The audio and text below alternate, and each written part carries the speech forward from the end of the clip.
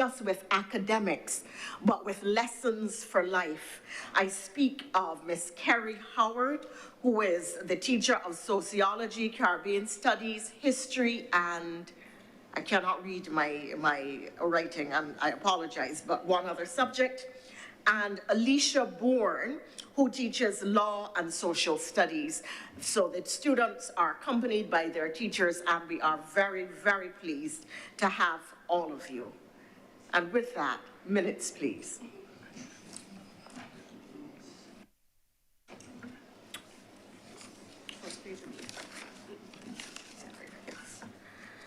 We have the minutes of the meeting held on the 27th of September 2024, which are now to be confirmed. Madam President, I beg to move the confirmation of the minutes of our meeting held on Wednesday, the 27th of September, 2024.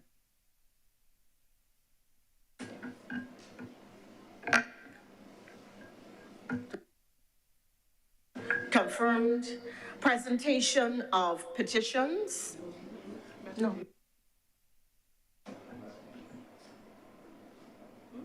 No, we passed, President.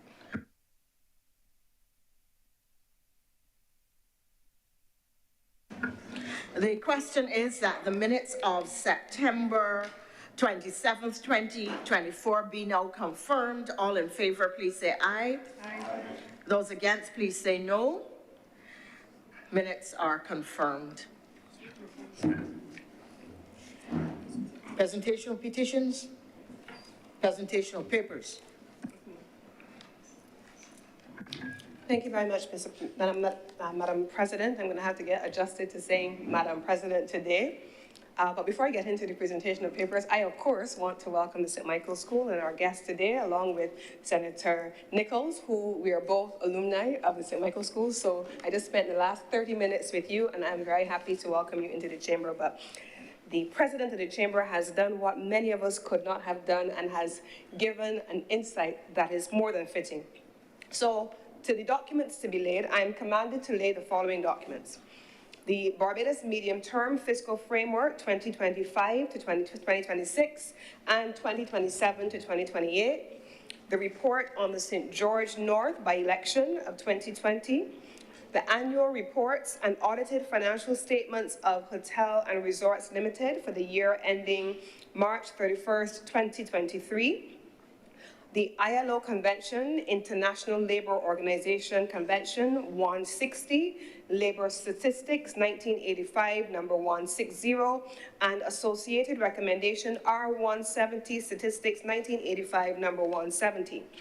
The 2023-2028 National Policy for Improving the Lives of Persons with Disabilities, the International Labour Organization Convention 19149, let me just repeat that again for clarity. The International Labour Organization Convention 149, Nursing Personnel 1977, number 149, and respective recommendation R157, Nursing Personnel 1977, number 157. And finally, the 2023 report of the National Advisory Committee to guide the establishment of the Commission for Improving the Lives of Persons with Disabilities.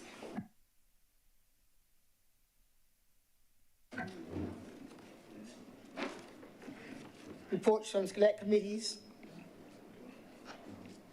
Questions to ministers. Request for leave to move the adjournment of the Senate on matters of urgent public importance.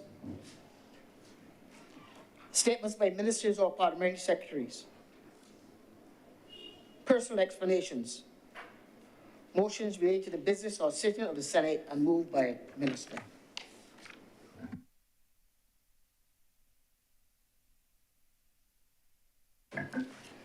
Thank you, Madam President. I beg to move two items. One, the suspension of Standing Order 45-2 in the first instance, and also I will come back to the second matter at a little later date. But 45-2, the Standing Order to be suspended for the remainder of today's session. The question is that Standing Order 45-2 be now suspended for the rest of the day. All honourable senators in favour, please say aye. Aye. Those against, please say no. The ayes have it. The second item, Madam President, is to move the appointment of a deputy president for the remainder of today's sitting, and I beg to move the nomination of Senator the Honorable Lindell Nurse.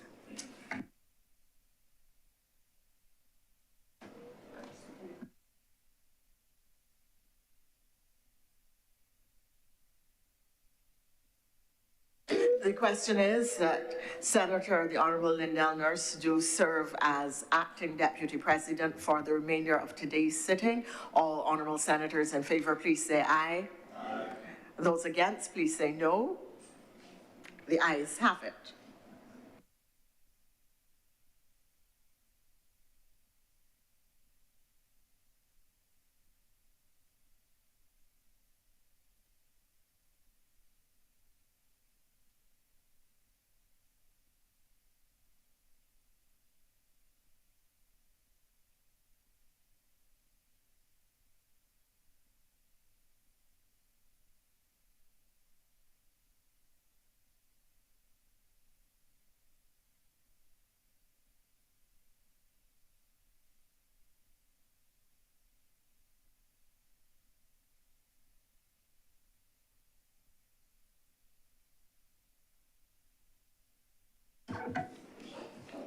Introduction of bills. Madam President, I beg to move the first reading of the following bills. I beg to move the first reading of the Merchant Shipping Bill 2024, the first reading of the Merchant Shipping Liability and Compensation Bill 2024, also the first reading of the Merchant Shipper Liner Conference 2024, the first reading of the Merchant Shipping Multimodal Transport Bill 2024, the first reading of the Maritime Marriage Bill, the first reading of the Business Barbados Bill 2024, and finally the first reading of the Human Tissue Transplant Bill 2024. Question. The question is that these bills do now be read a first time. All those honourable senators in favour, please say aye. Aye. Those against, please say no. The ayes have it.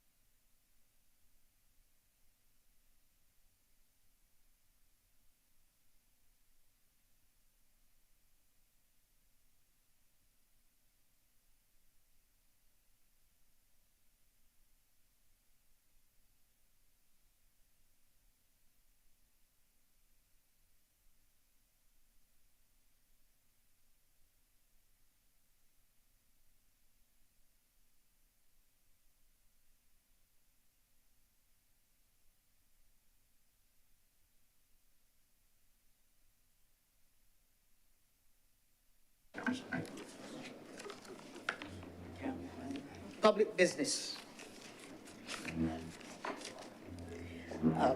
Madam Acting President, first item, public business today, I'm advised is order number 11, standing in name of the Honourable Leader of the Senate to move the second reading of the Business Barbados Bill 2024.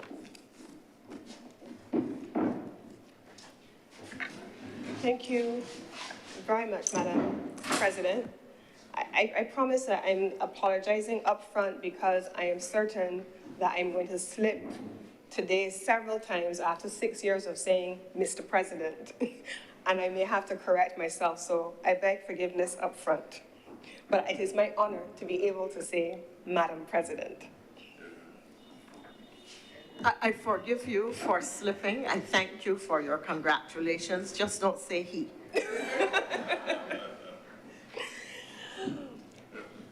Madam President, today I rise to introduce this bill, Order Number 11, on the order paper. But in so doing, Mr. President, as we start, in so doing, Madam President, I'm going to go through the legislation, yes, but if you look at the legislation, it's largely, for the most part, a benign piece of paper because it sets out the basic corporate structure. What is perhaps more important is what the legislation is intended to correct in terms of public policy, but perhaps what the legislation intends to set out in terms of public policy, and then secondly, what the legislation intends to correct in terms of the public mischief.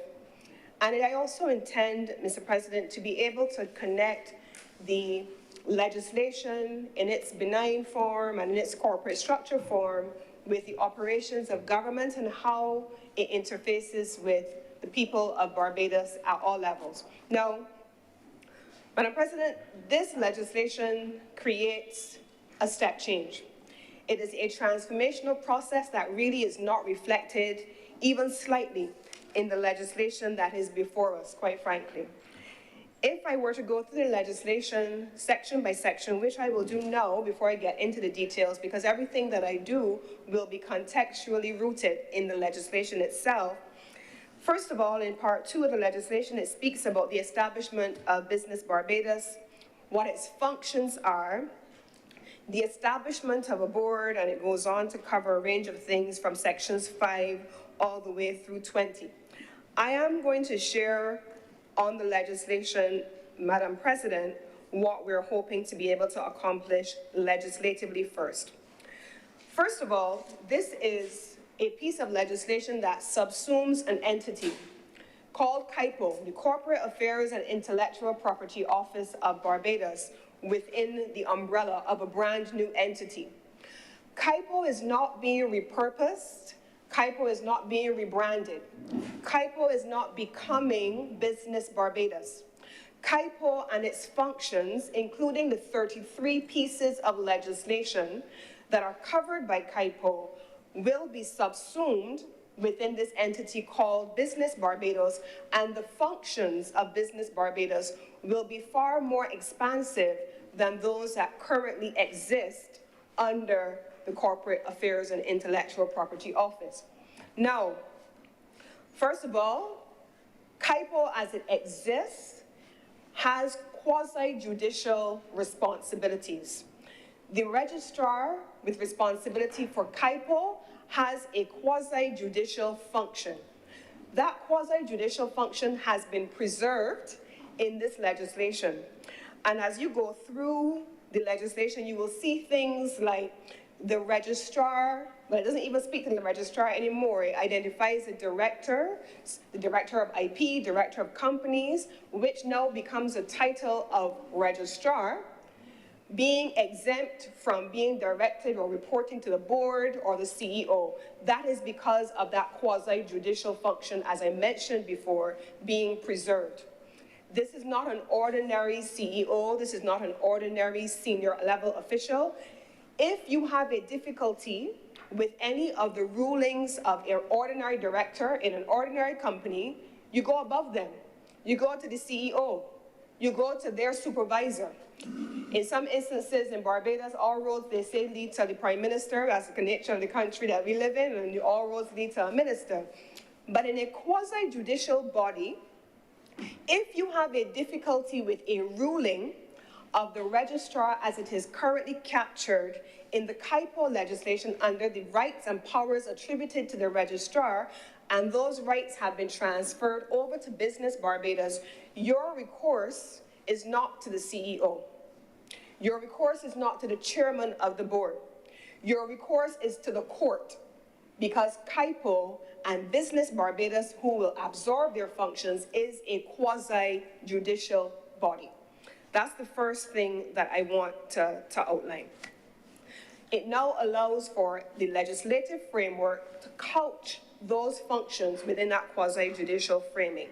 Now, it allows the body, the entity, to take into account not just the Companies Act. The Companies Act at Cap 308 is one piece of legislation, but there are 33 pieces of legislation, both directly and indirectly, which fall under the administration of this office. Let me start there on that piece of work by saying this. Many of the pieces of legislation, Madam President, as you would know as an attorney and those who are attorneys in here, are dated. Many of them have existed for a long time. Many of them have been edited over time, through this chamber and the other place over time. And we don't have, for example, in any single place, a single consolidated text of, say, for example, even the Companies Act, which is one of the principal pieces of legislation governing the work of CIPO and soon to be the work of Business Barbados. What we have is an amalgamation of multiple amendments over multiple years, over maybe 30 years of a piece of legislation. So the question Barbados is now asking itself is, are these 30 pieces of legislation, is the Companies Act and all of the functions, the public policy functions captured in this legislation still fit for purpose in 2024? And it is our judgment that perhaps in some instances it is not. And so one of the first things that you can expect Business Barbados to do, and we have already started the process internal to the ministry, is the constitution of a legislative team that will be assigned the responsibility to look at all of those pieces of legislation, including the Companies Act, and to be in a position to bring them into a 2025 context and to make them fit for purpose. What are some of the things that 30 years ago you were trying to correct as the public mischief that no longer are relevant in 2024? What are some of the things that you were attempting to correct for, or some of the processes that you were attempting to integrate that no longer are relevant in a modern context? That legislative work is about to begin comprehensively once we establish the entity in the creation of a legislative committee. That legislative committee, Madam President, is going to be chaired by a lead attorney who is going to take lead responsibility for shepherding the process through. They will have the benefit also of a policy advisor who will take responsibility for ensuring that the public policy is connecting with first the drafting of the legislative intent, and then it will have a legislative drafter who is going to be working closely along with the Chief Parliamentary Counsel for the purpose of drafting the amendments and, in some instances, new legislation. So this is a comprehensive body of work, and it's not a knee-jerk reaction to anything, and we have an internal conversation around this. It's not putting lipstick on a pig. So we're not trying to repurpose an old structure and encase it in new branding and present it to the public as something new. That's not what is happening here. Equally, Mr. President, Madam President, we have also begun to look at the processes being used in this entity. Madam President, I think I've said it here before, and I'll take the opportunity to say it here again. This month represents 2 years that I've sat in this ministry, 2 years. And in the first 2 weeks that I joined this ministry, when my phone started to go off, when people learned that I was coming over to this ministry, having come from the business support organization community in a previous life, 9 out of 10 calls were about CIPO. Lawyers, corporate trust service providers, accountants, all raising issues about having to deal with CIPO. I need to register a business and it takes too long. I need to be able to issue and submit a change of directors form. I can do this in Turks and Caicos in an hour, and in Barbados it's taking me months. Why is this necessary? These are the calls that I received in the first couple of days of transferring into this ministry. And they continued, perhaps not so aggressively over time as people became more and more immersed in the transformation that we started about a year ago, but they continued. There's not a business person in this country that has not had negative experiences with KIPO, bar none. I don't know of any. And I spend a lot of time immersed in the organizations that represent the business community. I spend a lot of time with the Barbados International Business Association. I spend a lot of time with the Barbados Chamber of Commerce. I spend a lot of time with the Barbados Manufacturers Association, the Small Business Association, the Institute of Chartered Accountants of Barbados. I'm not guessing at this. This is direct feedback coming from every single business support organization, the Bar Association included, that they have had these problems. And so what have we done, Mr. President, Madam President? What have we done? The first thing we started to do, Madam President, was to look at where the historical evolution of this issue started. KIPO was set up in 2013. The KIPO went to its present offices in 2013. Then you had a suite of additional obligations being transferred over to this entity that we call KIPO, but we ain't adding the bodies to do the work. We added greater responsibilities in 2013, and then again in 2016, but we never added bodies. So 2013, 2016, you have Financial Action Task Force obligations coming as a result of our anti-money laundering requirements. You have Organization of Economic Cooperation and Development, OECD, obligations coming as a consequence of our international tax obligations and our reporting obligations. You have all kinds of mechanisms that are being required of us in terms of managing the beneficial ownership structure, the ultimate beneficial ownership structure, anti-money laundering and illicit proceeds of crimes, ensuring compliance, economic substance requirements. In some instances, Madam President, you would be surprised to know that one of the things that captures the attention of the international entities, the international regulatory entities, is the small business registration and the nonprofit community registration, because globally, they have been seen as the key and the center in a lot of instances to things related to illicit enrichment and money laundering activities. So sometimes the oversight has nothing to do with an individual standing in front of a business person wanting to be difficult, but it comes with us implementing global standards of compliance for the country. We even had a scenario, Madam President, where a year ago, as we were navigating dealing with the Financial Action Task Force under the leadership of the Office of the Attorney General, when we first came to office, there were perhaps 54 items that Barbados needed to comply with in order to get off of a gray list. By the time Barbados had put in the work over several years to be able to whittle those things down, there were one or two items remaining. One of those issues was the application of sanctions. Who knew, Madam President, that in trying to make business easier to do for individuals as sole proprietors, that it would come back to bite us in a different way? So I decide I want to start a business, or someone decides they want to buy a piece of real estate and they want to set up a company in which they will purchase that real estate, and they don't want to purchase it in their own name. They no longer have to get a lawyer, Madam President, as you would know, to be able to do that. They can do it on their own, or in some instances, they do get a lawyer and they set up the company.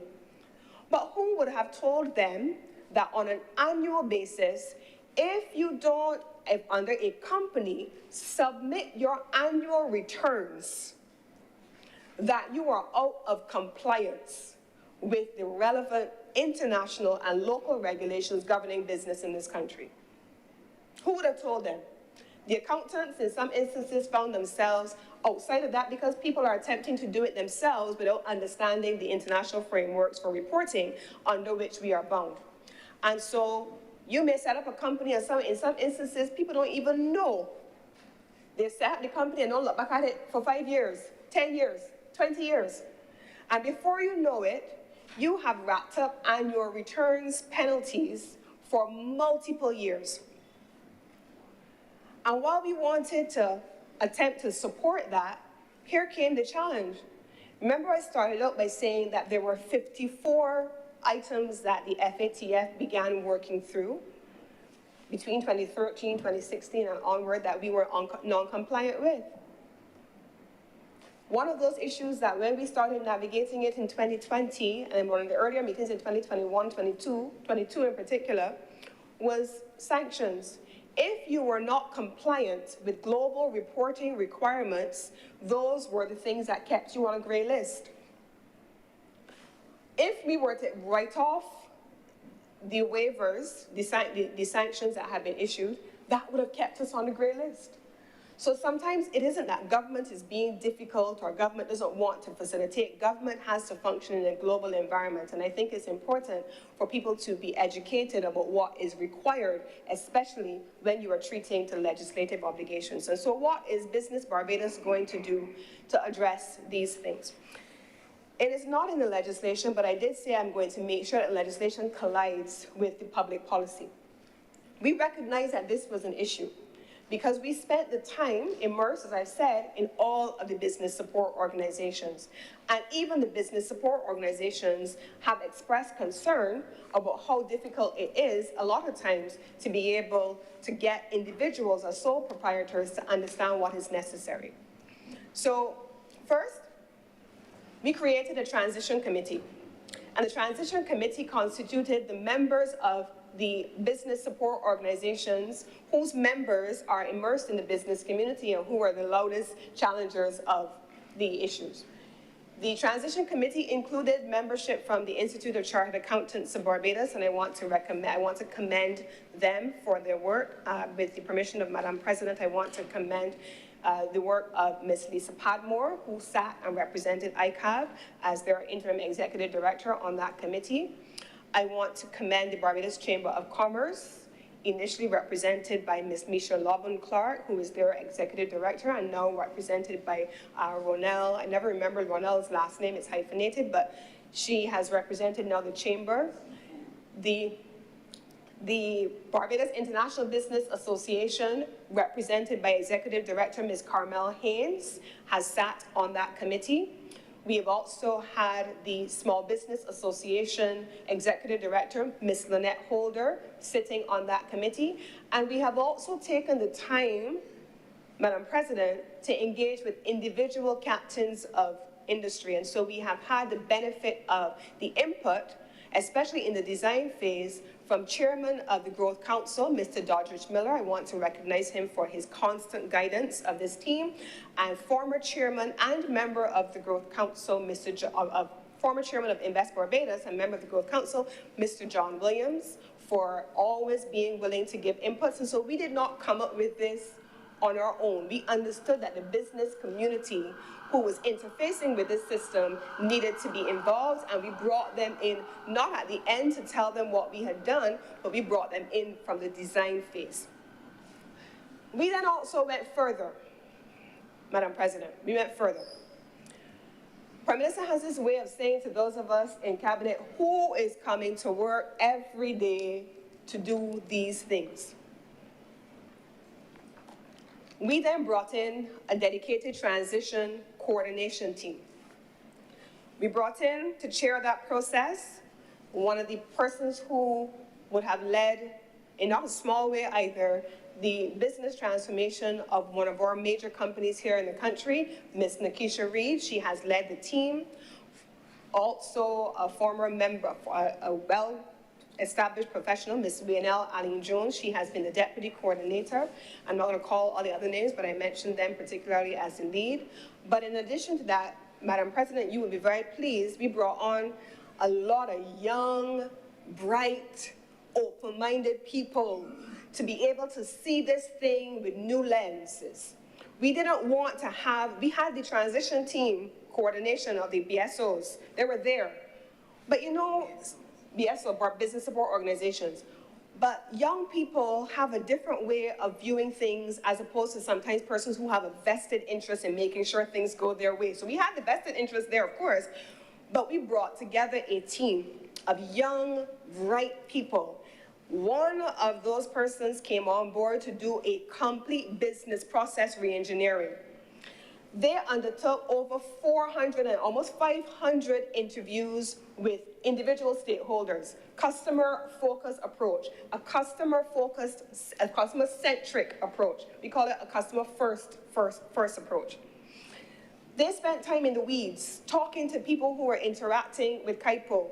They broke down all of the processes. There were over 447 processes under the legislation that I've referred to, and they broke down in a business process reengineering structure what those processes were.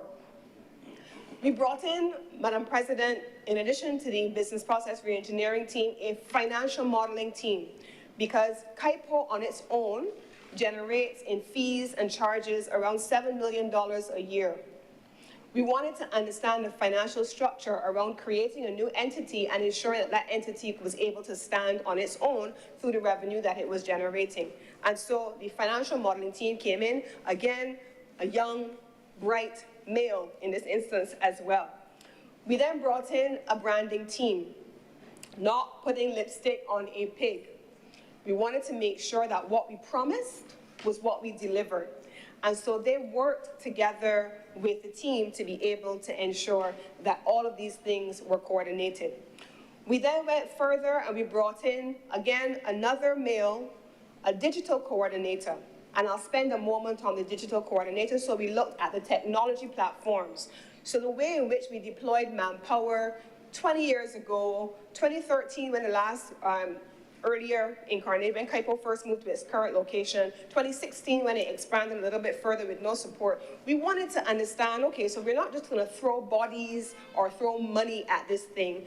Let's understand how technology, artificial intelligence in particular, can then help us to be far more future forward. So we brought in a digital coordinator. We did, at the time, Madam President, a digital audit of our existing software, our corporate digital registry, which was launched in 2021. We looked at what that platform provided for. We looked at all the things that it was doing, all the things that it wasn't doing. And we have made recommendations on what needs to be the way going forward. So, Madam President, first, immersion with the business community who's interfacing with the system and who's representing businesses, but also, and I'll come to this in a minute, the business community who represents companies that are functioning in Barbados, but are equally functioning in competitor jurisdictions. And I'll spend a moment on that in a minute.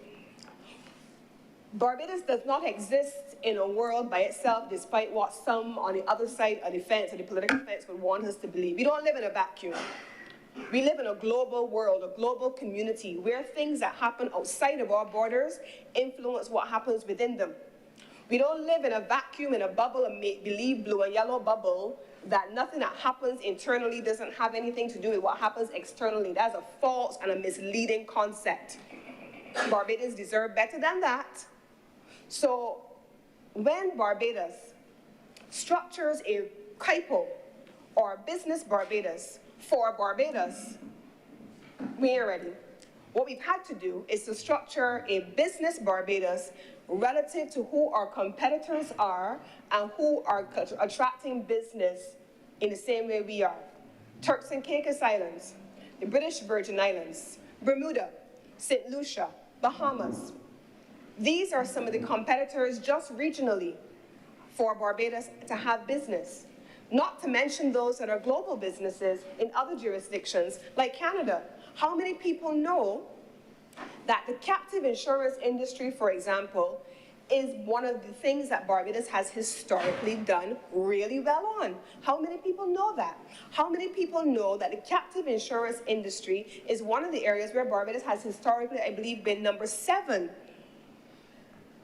Now, we have a direct competitor with Alberta, Canada, and so we have to ensure that Barbados is always building institutions, structures, processes, legislation, and the overall policy framework with a view to who its competitors are. Business does not owe us anything. Companies don't have to come to Barbados because we say so. Companies can come to Barbados, they can go to St. Lucia, they can go to Bahamas, they can go to TCI, depending on what their business is. They can take their domicile wherever they want. We have to give them a compelling reason to come here. Once upon a time, that compelling reason used to be that we were a low-tax jurisdiction. Effective January 2024, as a consequence of global tax rules and the OECD Global Convergence Tax Policy, we have now had a shift globally in tax policy, and where the minimum tax globally under the OECD is set at 15%. So you're no longer having an effective tax rate in the same way 5.5% that you used to have. It's a global convergence tax rate. So if we're not competing on tax, low here versus higher there, if you're not competing on tax, what are you competing on? You're not competing just on sun, sea, and sand, right? Those are superfluous notions when it comes to business and their bottom line. So what are we competing on? We are competing on a range of things, including the fact that Barbados has to position itself as that place to do business of choice relative to any other jurisdiction in the world. And so what did we do? We did a competitor analysis. We looked at every other jurisdiction in the region and beyond. We now know who is competing for what segments of the business. We now know which aspects of global business are going to which jurisdiction. We can tell you in all of those processes that we have business process re-engineered, Madam President. We can tell you how long it takes to do every single one of those processes in every one of our competitive jurisdictions. We can tell you how much it costs in every one of those competitor jurisdictions. We can tell you that because we are positioning Barbados as that place to do business. So the creation of Business Barbados, the entity, now is going to absorb all of that work that we have been able to do as a team and then position Barbados globally to be able to attract business. We can't go after every segment. It's not possible. We can't compete on everything. Not possible. And I know that we always talk about things like picking winners, whether it's a good strategy or a bad strategy, but we got to pick some winners when it comes to this particular space. And so we have made determinations in collaboration, and we will be working very closely with Invest Barbados and with the Growth Council to be able to identify where Barbados needs to position itself for the purpose of attracting, retaining, and where businesses choose to go elsewhere, replacing business. And why is that important, Madam President? I want to spend a moment, I'm going to come back to the actual legislation, but I want to spend a moment. I want to connect this, Madam President, to our development conversation. We sit in the Honorable, the Senate, and I remember I had a university lecturer in public international law. I never forgot his words. His name was Professor Stephen Vassiani. And he said to me at the time, not to me, the class, that if you take each subject that you are doing in isolation and you don't treat to them as though they are a coherent part of your knowledge base, and that you are immersing yourself in a discipline, not just in a subject, but in a discipline, you will be at a disadvantage. And so I have always approached everything since that 18-year-old piece of advice with that in mind. I don't view things in compartments. I take things all together. So go with me for a moment to the estimates of expenditure for 2024, 2025.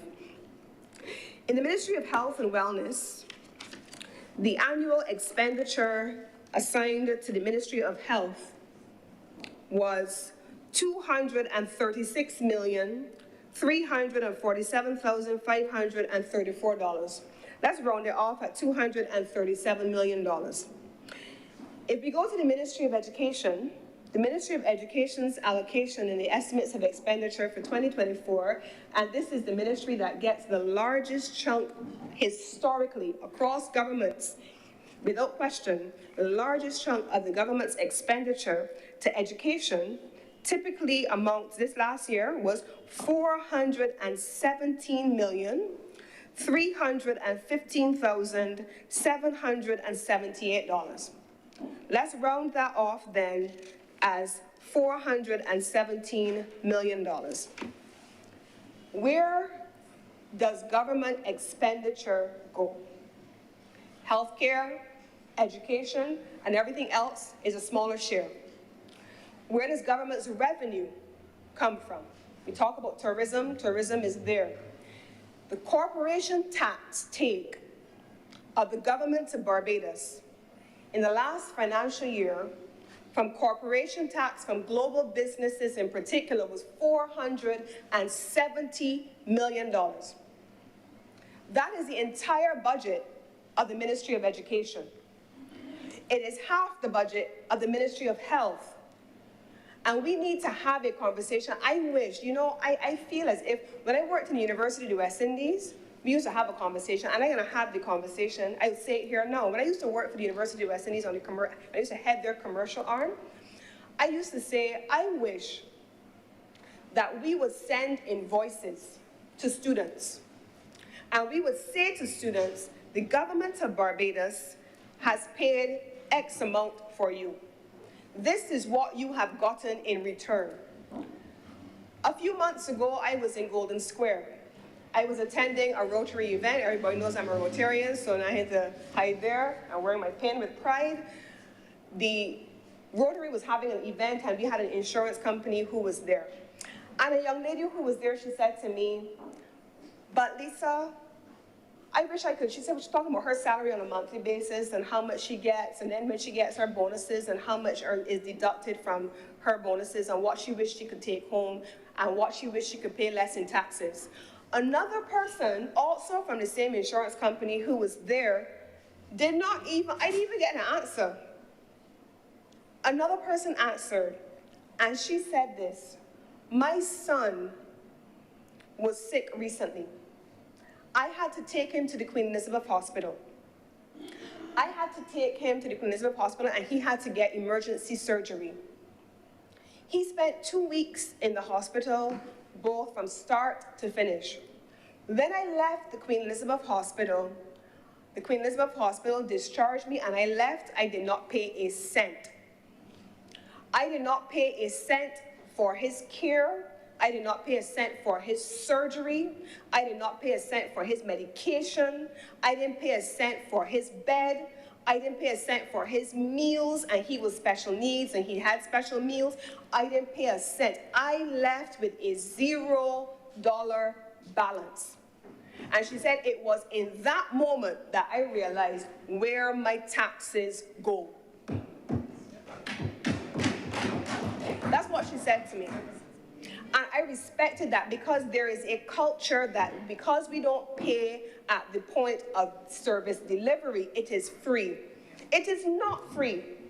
It costs something. The money comes from somewhere. And if I, as the minister responsible for business, do not get business facilitation right, the $470 million that comes from corporation tax that can cover our health care bill at the Queen Elizabeth Hospital that will benefit Barbadians who cannot afford to pay is at risk. This is important. This is how it connects to Barbadians. So the legislation is benign. The legislation is there. It talks about the board. It talks about who reports to whom. That's fine. But then when we start to connect what we do in estimates and we look at sectoral ministries and what is happening on the ground, we connect it to average Barbadian lives, and then all of a sudden we connect it to this highfalutin conversation on business facilitation, business support organizations, and corporation tax. Let us understand that the money that we pay in services is a zero balance because the government invests in initiatives like this one.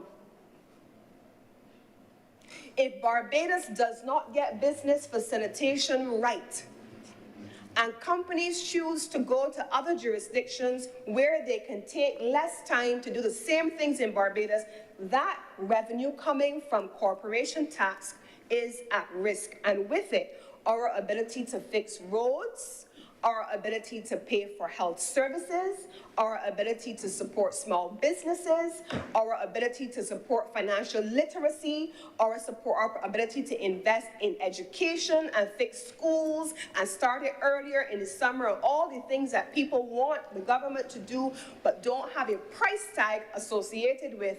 It comes from the productive sectors when we are able to earn money for this country, because the government does not trade. The government doesn't do business. The government is a facilitator.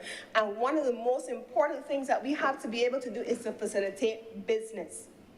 But I'll tell you something further, Madam President. Of that $470 million in corporation tax, $70 million of that came from local businesses.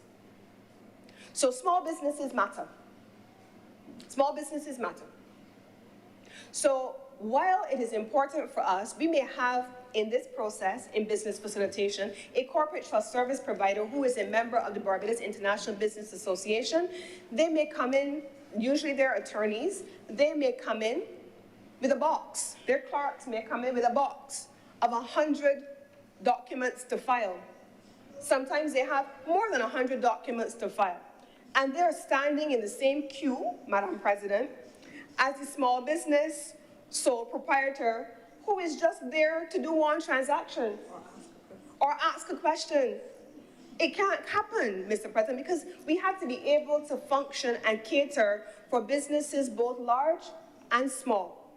And it is for that reason, Madam President, that we have created one within Business Barbados, a business advisory support service that allows small businesses to have the benefit of a person who is there front of the office to deal with their queries, to answer questions, to guide them, and to ensure that they're able to navigate their way through what we know to be sometimes a complicated system.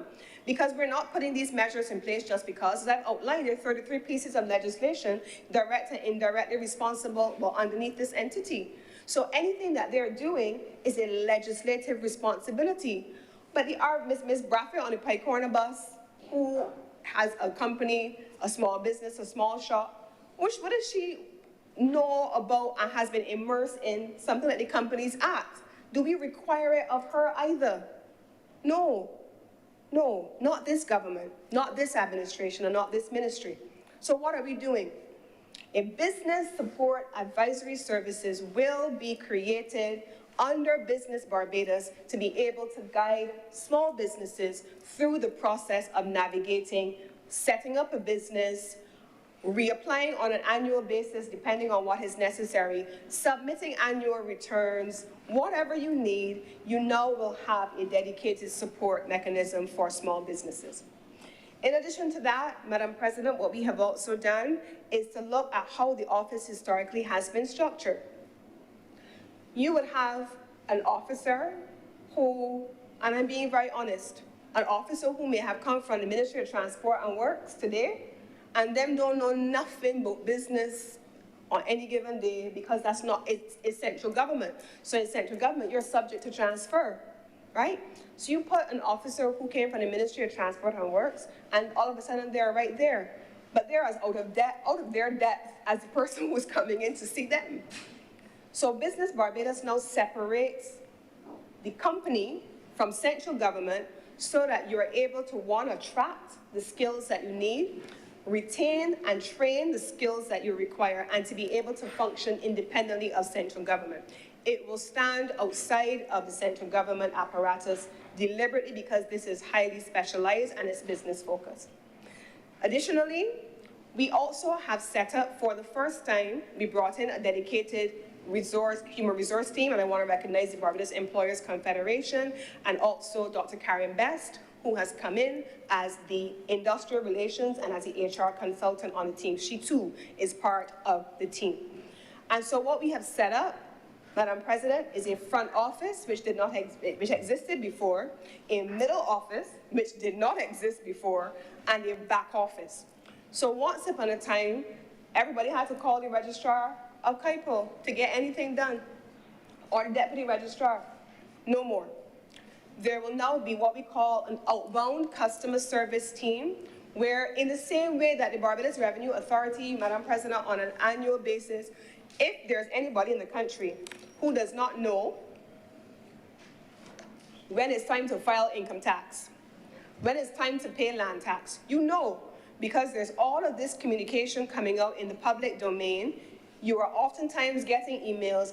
The outbound customer service team of Business Barbados will now do that, especially for small businesses, so that people who would not have known how to navigate the system before will now automatically get an email shot out to them where they're being told, it's almost time for filing.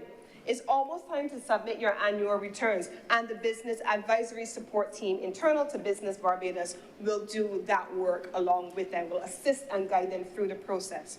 The middle office team also has now been structured, and they will be there to make sure that we can improve turnaround times and be in a position to deliver in the way that the business community and that the public of Barbados expects of us. There's another element that has been new that did not exist before.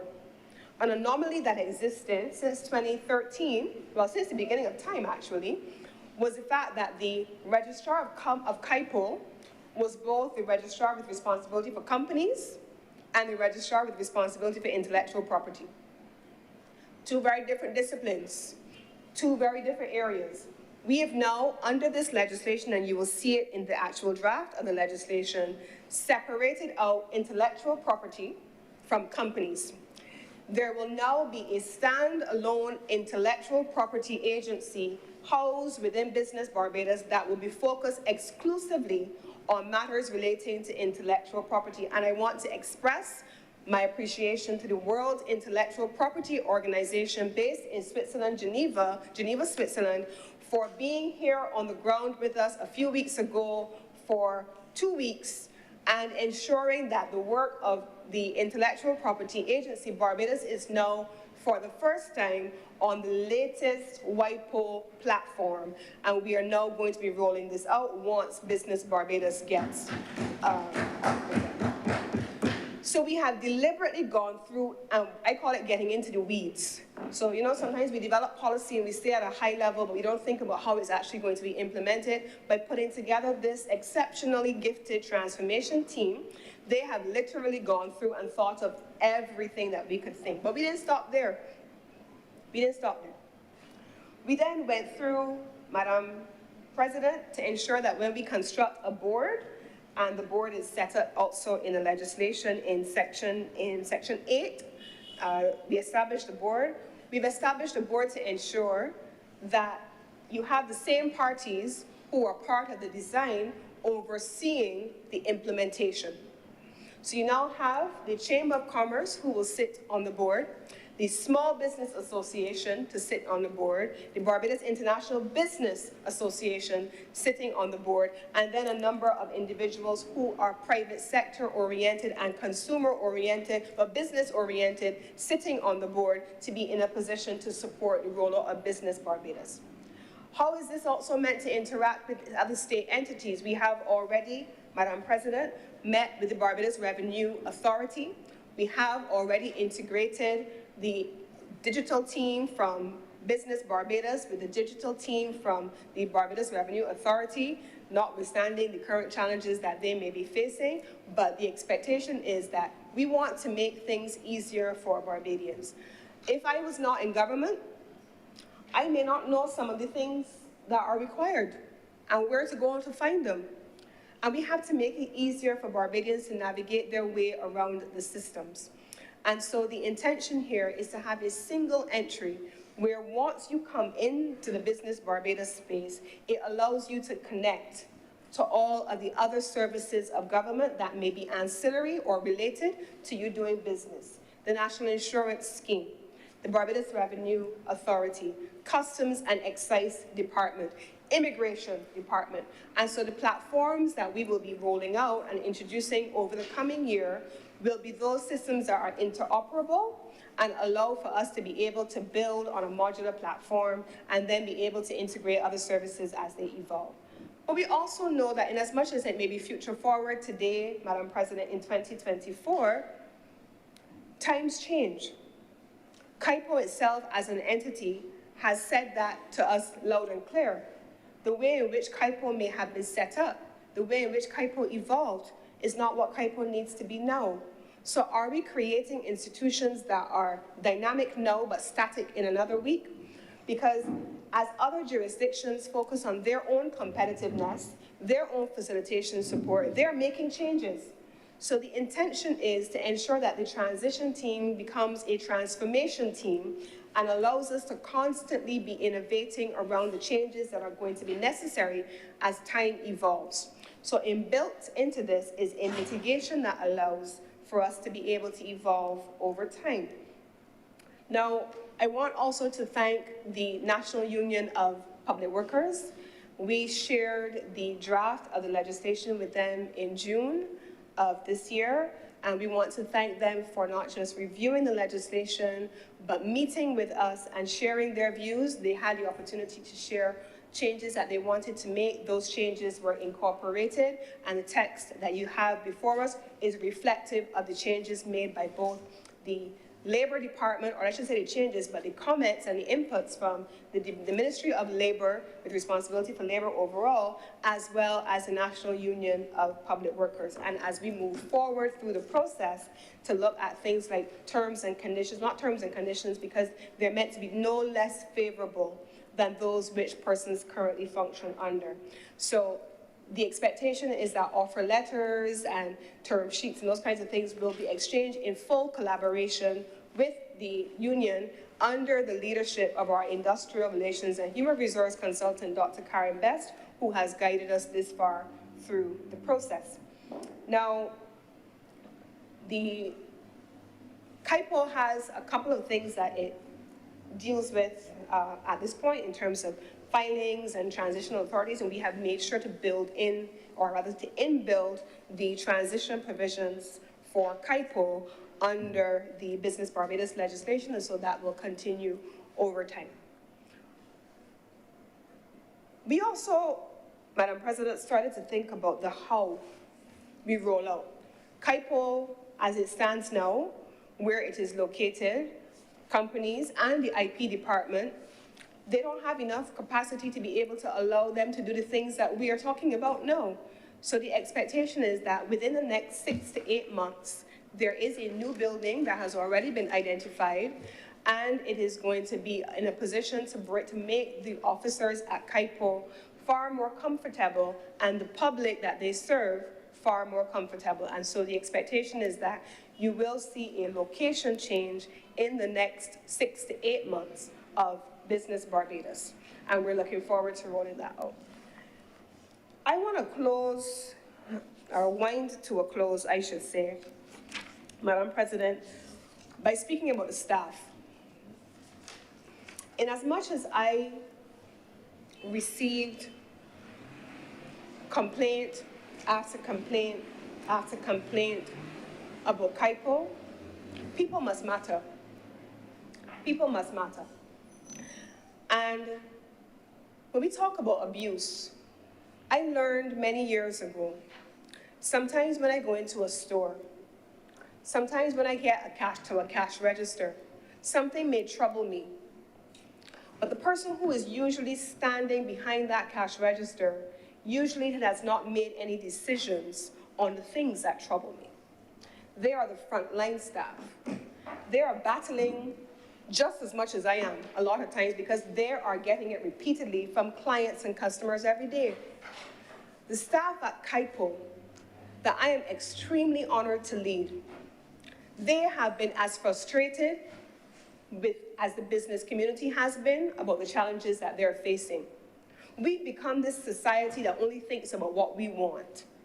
We've become this society that only worries about how things affect us. I have been in meetings on KIPO where I remember getting really upset one day. And being honest, I remember getting really upset one day when I was talking about the existing corporate digital registry and the challenges that were being experienced with that.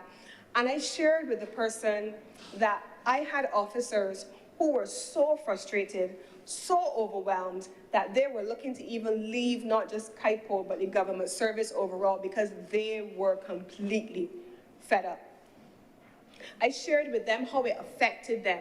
I shared with them, even in some instances, how they had started to pull on their hair, sections of their hair, because they were so frustrated. When I was finished sharing what was happening on the Kaipo side, the person stood up and said to me, I don't think they stood up, yeah, I hear all of that, but I still want. That's very Barbadian these days. We want what we want. We don't care about nobody else. Here is an officer who is struggling. Their mental health is impacted because we have put additional responsibility, non-functioning systems in some instances, malfunctioning systems in other instances, and we expect them to function at optimum capacity, and the person standing in front of them could not care less how they feel. I just want what I want. Barbados as a culture has to evolve beyond that. It is a problem. We mistreat people and we do damage to people because of it. It is a selfish way of being. And it has created, in some instances, an unfortunate and adversarial relationship between business and government, because there often becomes a perception that the business community don't care about people, they just want what they want. I have had the opportunity to work with enough people in the business community to know that that is not everybody, that is not always representative of the business community. There are those who are, yes, who they are. And they're not as selfish in dealing with one entity. They want what they want, period. But for the majority and for the most part, that has not been my experience. People have been willing to engage, people have been willing to be considerate. But yes, there are frustrations on both sides. And I want to recognize those challenges on the part of Kaipo. We have had a corporate digital registry that was launched in 2021, and it has had its share of problems. It has had its share of problems because in some instances, the system didn't even accept proper names, including with inverted commas. It didn't allow for changes. You will put the information in and all of a sudden it vanishes and you're gonna start all over again. We had any number of issues, and it is for that reason that we brought in a digital auditor to be able to look at the system and make recommendations. Before I came in here this morning, we had the international team that previously designed the 2021 system. They came here and they met with us because we wanted to make sure we can close that chapter tightly and be in a position to move to a platform that is fit for purpose in the shortest possible time frame. So the system frustrated both users and administrators. And so I want to commend them that even under the most difficult of circumstances, and despite the business community and their frustrations, they have soldiered on. So how do we now take the structure that we have had and transition it into Business Barbados? The team that was at Kaipo will come into Business Barbados if they so opt to do, or they will opt to stay in central government. It is their choice. There are no persons who are being sent home from Kaipo to create Business Barbados.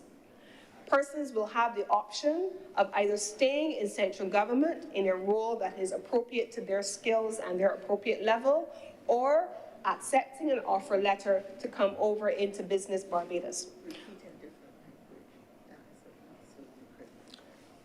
Persons who currently work in Kaipo and want to come over and be a part of the transformation that will be Business Barbados have been given the opportunity to do so. They have been given the opportunity to do so in legislation on terms no less favorable than those that they are currently working under.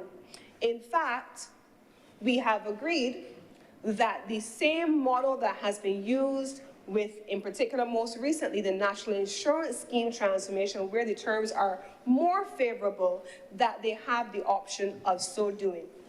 If they decide that they do not want to come over to Business Barbados, they can opt not to go home and look for a new job because they're public officers, but they can opt to remain in central government. So the expectation is there will be a seamless, people-centered transition over to Business Barbados, and people will not be disadvantaged. We are not sending people home for Business Barbados. I want to make that clear. When they come over to Business Barbados, however, and I have outlined a whole heap of very lofty and transformational ideas in my presentation, and over time you will hear more.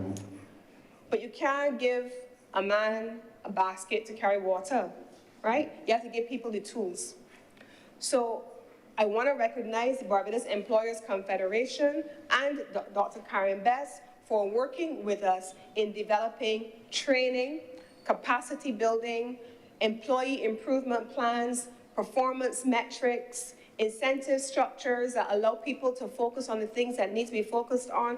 We've just agreed over the course of the last 2 days that the officers also need to have an opportunity to be interfacing on the user side, because if you are designing something and you are just an administrator or a regulator and not a user, then you're going to design it for your purpose, but you're not thinking about the end user.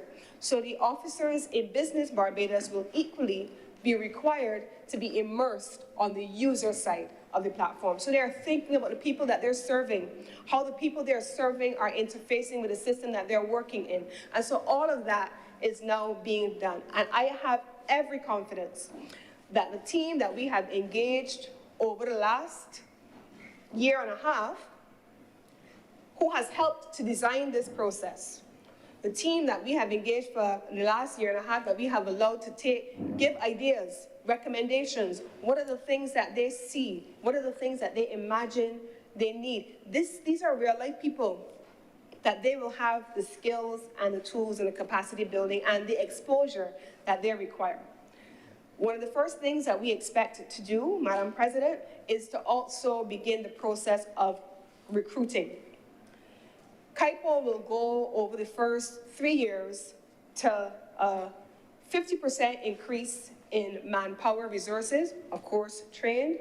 In the second year, a 75% increase in manpower resources. And in the third year, 100% increase in manpower resources. You can't carry water in a basket. So not only are we training up the existing staff, but we are adding bodies to ensure that we have the ability to deliver what we say we want to do. So I am certain that there are any number of things that will come up during the course of today's discussion.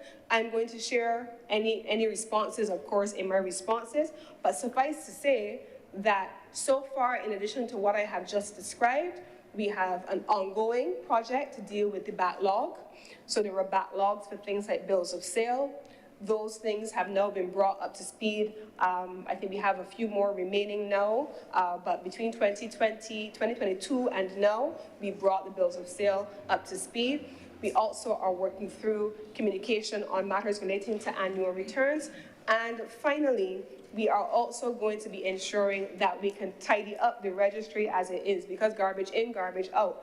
We've had instances where sometimes, and I'm going to make the appeal, if you are filing and you are making errors in the system, part of the delay is also going to be caused by those errors. And we are going to be encouraging people to ensure that when they submit information, that it is accurate at first pass. And if not, rather than letting the system take the information incorrectly, leaving it there for how many ever days or weeks before it comes back to you to say that it is incorrect, just like if you were to go to a U.S. Embassy online and you were applying for a visa or something like that, if the information is not accurate, you can't submit it. If things are missing, you can't submit it, and it will tell you what is missing. So we are now working through that very system to ensure that people are able to submit upfront and do so correctly. And the backlog is being worked on simultaneously, and the backlog team is working in parallel to make sure that by the time Business Barbados is fully operationalized, that we will then be in a position to deliver on the objectives that the company has set for itself, but more importantly, Madam President, the objectives that I have outlined that benefit the country: attraction of business in collaboration with Invest Barbados, supporting small businesses in the same way we support large businesses, ensuring that we're able to get Barbados positioned as a corporation tax hub, where we are attracting businesses to domicile here and able to generate the revenue that we can go to support our education, our healthcare, our social services by that revenue, and that ultimately Barbados begins to be seen as that global exemplar, Madam President, for business facilitation, because not just because we've said we are, but because we're doing it, Madam President. And with these words, I am obliged to beg to move that this bill now be read a second time.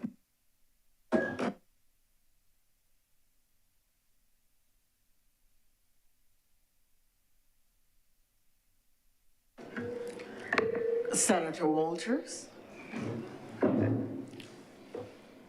Good morning, Madam President. Good morning, my fellow senators.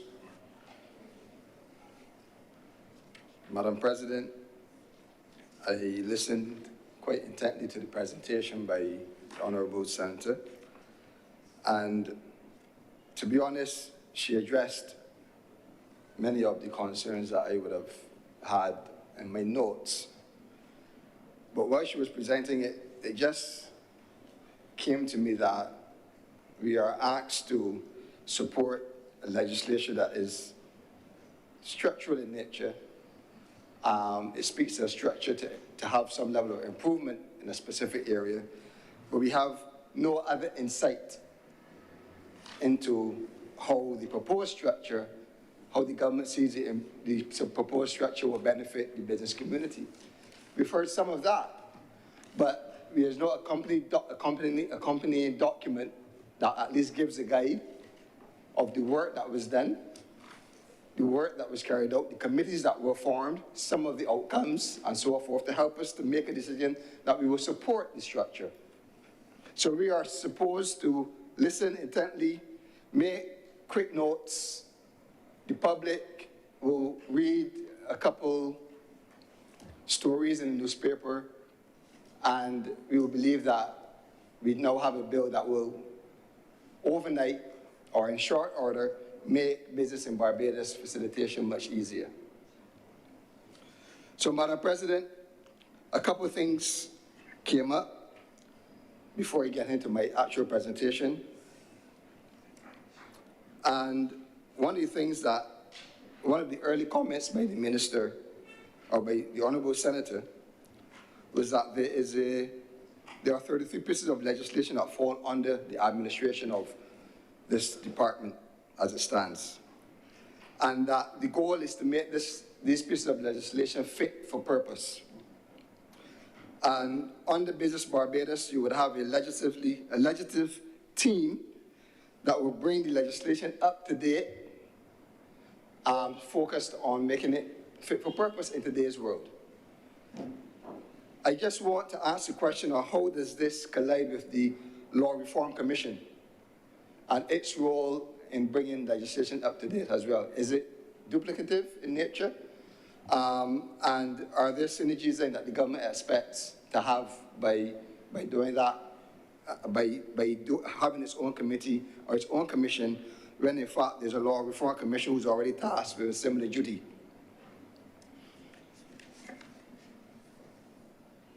I was delighted to hear that there was a transition committee. There were bodies of stakeholder groups that were involved in kind of designing the transition. I wasn't invited. That were designing the transition. And then there's a transition coordination team that will be implementing some of the things that came up, etc. Delighted to hear also that we'll be adding to the complement and not reducing the complement of staff, and that no one will be left out to sea. It will be up to them to decide the move that they want to take. And the minister spent a considerable amount of time explaining to us the importance of tax revenue. And I think it was a very important conversation for her to have. And I will get into some of that in the content of my submission in a few minutes. Madam President, when this piece of legislation came into my email, well, I saw it on Tuesday of this week, my first action was to reach out to persons that are in close contact with the KAIPO on a daily basis. Again, the legislation is very structural in nature, to get a feel for them of some of the challenges that they would have when they go to the department, including some of the things that they would like addressed, etc. There were so much things that came up, and I agree with the minister that no person thought that they received an acceptable level of service from the department in its current form. No person. They want things done faster. They don't want to pay through their noses either to get things done. Time is money, as we know. And they also want easier and smoother way for create new opportunities for them. And I'll speak to that shortly as well. But it is about better management at the department, was how I summed up the responses that came in. Efficient and modern practices, a more customer-oriented atmosphere, and I mean, some of the persons that I spoke to, one person in particular, she said that KAIPO, in her opinion, and with her over 15 years of experience dealing with that department, has now gone from being the best in its class as it relates to registry to the worst. They said that there seemed to be improvements during the COVID period, but for some reason, it was getting back to pre-COVID times as well. But efficient and modern practices, more customer-oriented atmosphere, better management of the department. Time factor is important, and you alluded as well to the fact that we are not in isolation. What are our competitors doing? Processing an application and approving it in 24 hours or less in some instances.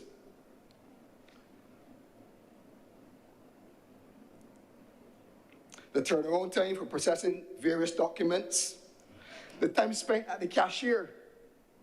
And you said it clearly, you go to do a simple transaction as a small person, and you kind of meet up with a clerk that has a folder with 100 files or 50 files or whatever.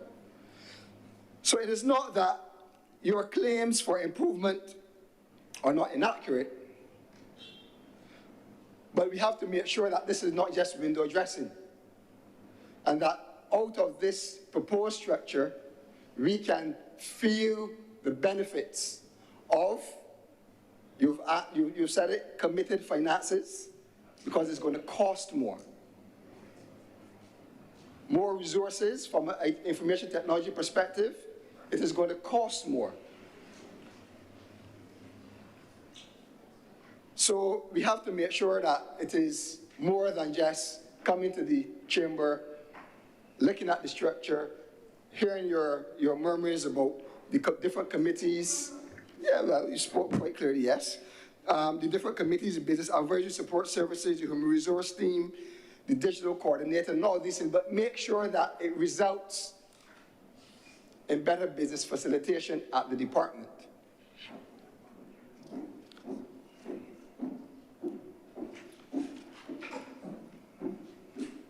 There is a wider discussion about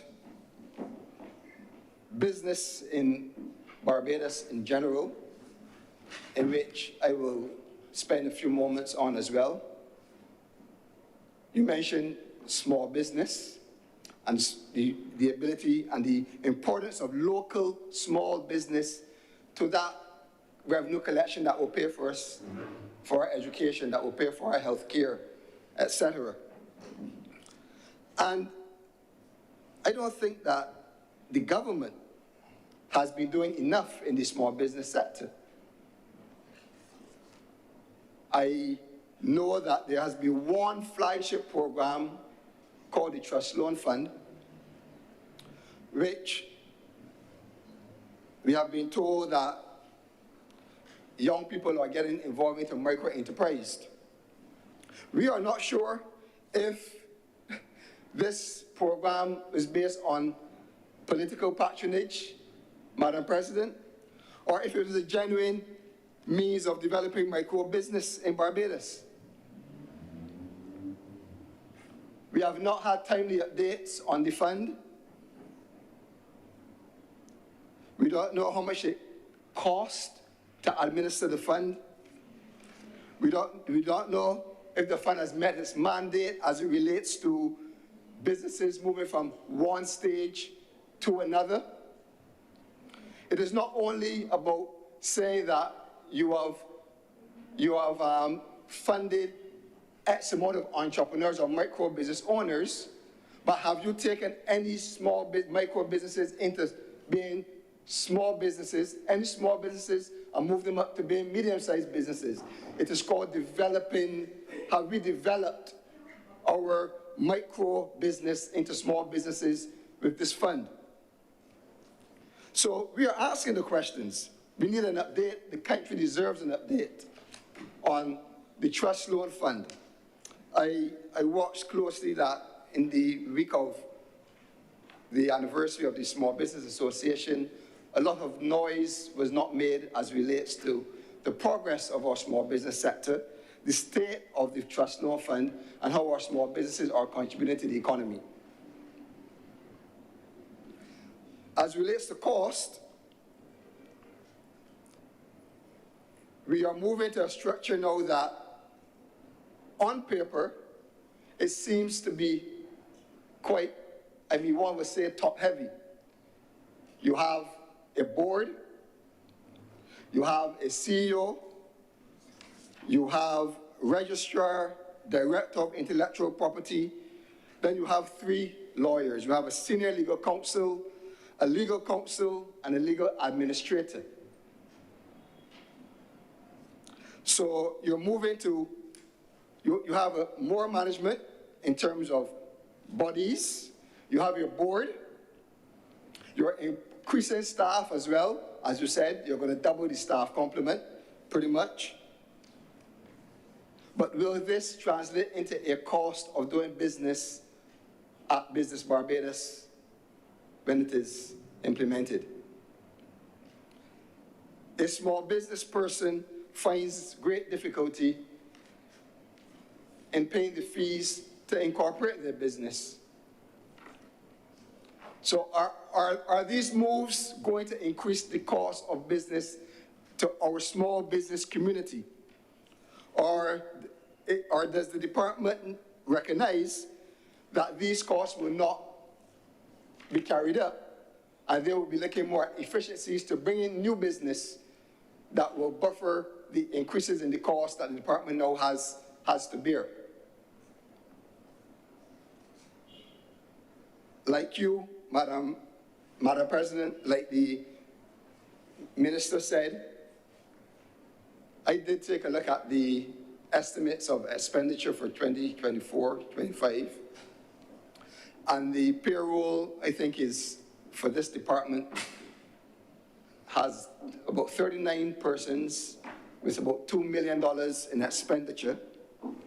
But based on what we've heard today, it looks as though that also will be more than doubled in terms of the expenditure. If you're doubling the staff, and if you have a new senior management team of a CEO, you have a new management team of a director of intellectual property, you have senior legal counsel, and legal administrator, along with doubling the workforce. So we have to be careful that amidst all of the improvements, that we're not going to have to transfer that cost burden onto those who seek to do business at the institution. As it relates, Madam President, to what I term the senior management team at Business Barbados, in my opinion, there are two notable omissions.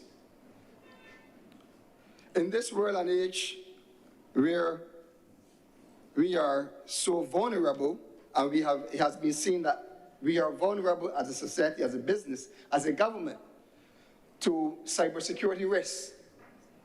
I would have expected to see on that senior management team lineup someone in charge, a lead person on information technology and network security. Madam President, I raise a point of order.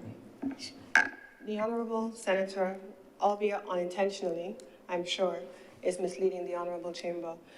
This is the structure legislatively, but I'm certain that you are all aware as a senior business person yourself that legislatively every role that is required in an institution is not captured in the legislation. Even in the case of the Constitution, you have a Prime Minister and an Attorney General. There's no mention of a minister, but yet you have ministers.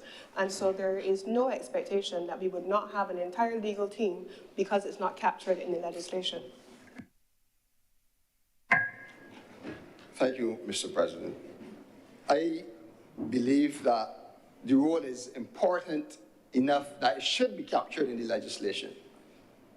Because over the last few months, we've had at least, as far as I'm aware, information coming to me that we've had illegal intrusions in cyberspace to multiple government departments. And that if we are supposed to take cybersecurity and network security and information, security of information seriously, that the position should be legislated. So I understand that everything will not be, but I have identified two positions of which this is one that I believe it should be legislated because at any single time we should have a person in a post overseeing that our information of our businesses, of our directors, of shareholders, etc., is safe and secure.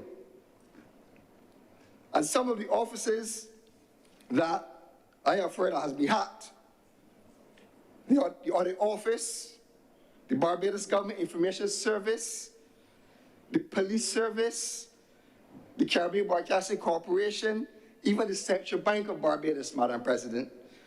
The Ministry of Energy and Business is on the list that I have seen. I don't know if the minister can clear it up. And one of the latest victims is also the Barbados Statistical Service. So there's a whole list, including the Queen Elizabeth Hospital, whose environments have been compromised.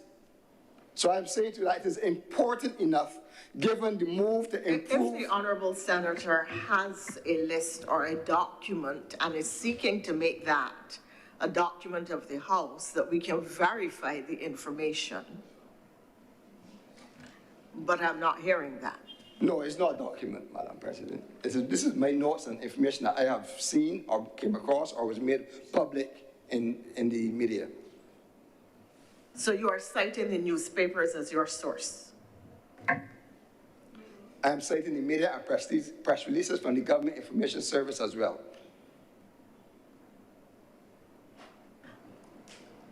I take your point. I caution you, however, that there are rules for information that you seek to give to the chamber and by extension to the public as being factual.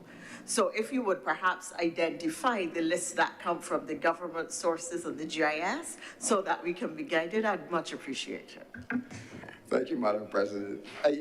Before we started, I was wondering if your presence in the seat that you hold today was more advantageous to me or not. But it's still early. I always treat you with great tenderness, and I will do the same today. Thank you, Madam President. But you take my point that network security, cybersecurity is important enough that it should be legislated in here, along with the other senior officials of that department. Another important omission that I wish to bring to the Chamber's attention, in my view, is that of a chief financial officer. I think you're setting up a separate entity. It is going to be collecting money on behalf of taxpayers and the government of Barbados. It's going to be increasing its expenditure. It is going to be hopefully increasing its revenue base. The legislation calls for timely audits as well, or timely reporting to the minister or to the ministry. I think it is appropriate that we can ensure that we don't just have a finance officer, but we have somebody that is accountable for the financial affairs sitting at the head of the table. That is my humble opinion. Now, as it relates to the audit of the department, I firmly disagree that that should be conducted by the Auditor General's office. We are well aware that the Auditor General's office, and by his own admission, is understaffed and has had challenges for many, many years. If we are serious about getting financial information out of this entity, Business Barbados, the Auditor General's office is not the place. There are other examples where there are the entities similar to the Business Barbados that is proposed to be established, have external auditors. I think for Financial Services Commission, the Fair Trading Commission, and the Central Bank of Barbados as well. So the precedent has already been set, but if we are serious, we cannot burden a department already that is already understaffed, has challenges, has a whole set of investigations to do that they're not being able to manage. So I believe that there is room that we can look at an independent auditor and move this responsibility away from the Office of the Auditor General. In addition, I have not seen it spelled out unless I have overlooked, but I do not see a clear deadline of when audited financial statements should be submitted. In public, okay, but you will correct me in your return, don't get it. Right. Right. But along with the corporate business plan that's being legislated here in section 34, that should be accompanied by audited financial statements. So I don't expect that the minister or anybody responsible will review a business plan without seeing audited financial numbers. So those are a couple of things that I think need to be addressed within the bill. One of the other things in the bill, and I circle back to the role of the Chief Executive Officer. Please, we beg you, let it be a national of Barbados. Please. We have enough competent people in this country that I am sure can fill this senior management role in this entity.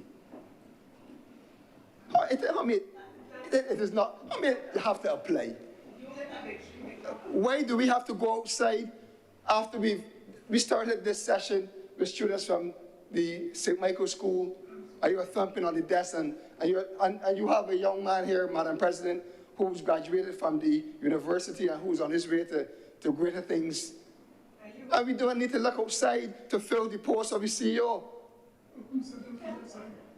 No, not him.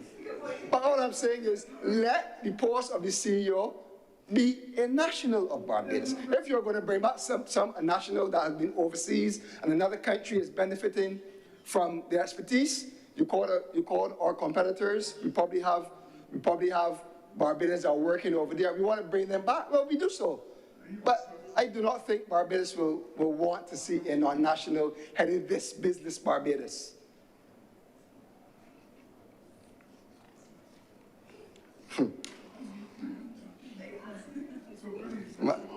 Madam President,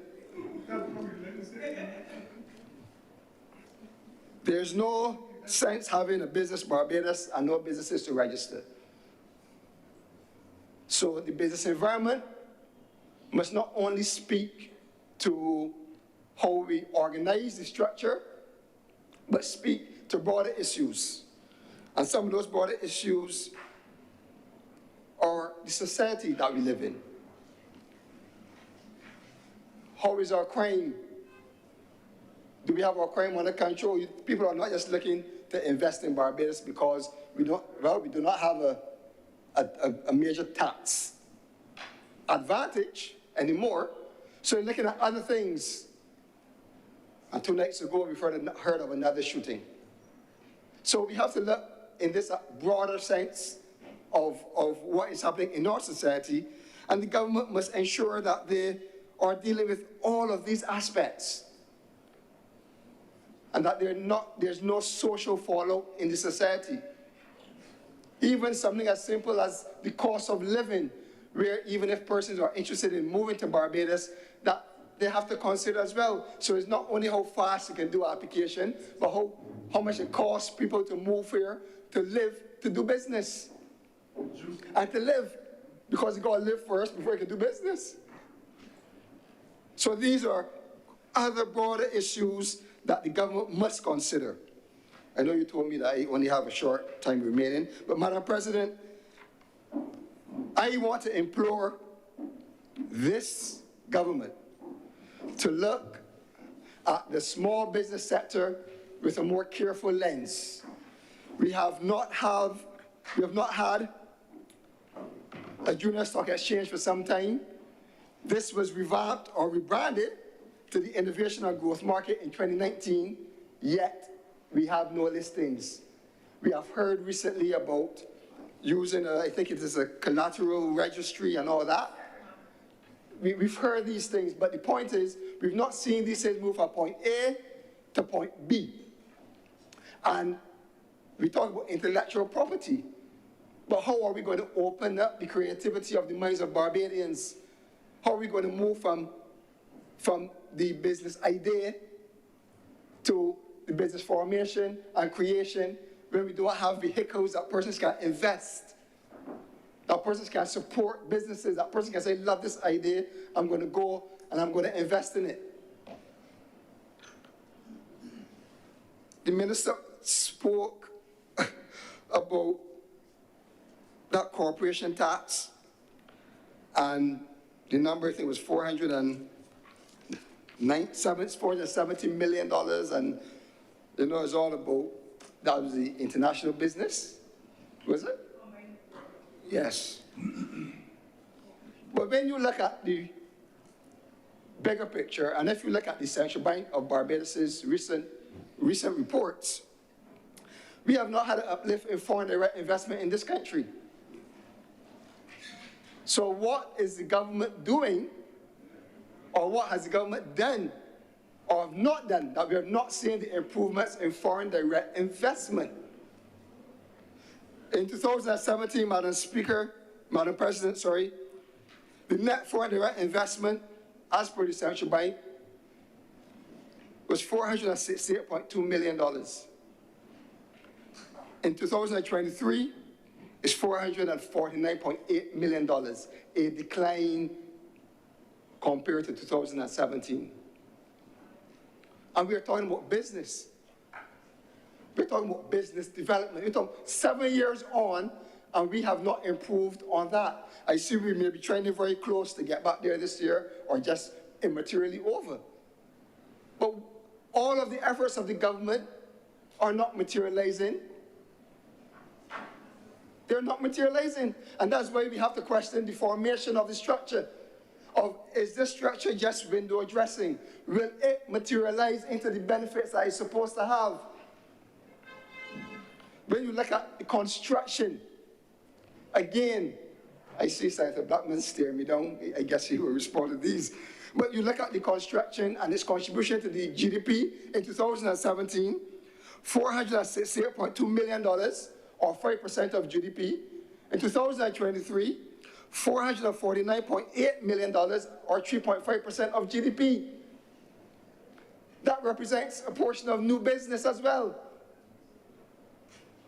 So we are not seeing the new business. We're not seeing a growth in business in Barbados. It is either stagnant or it is on a decline. Very much so. You will soon see.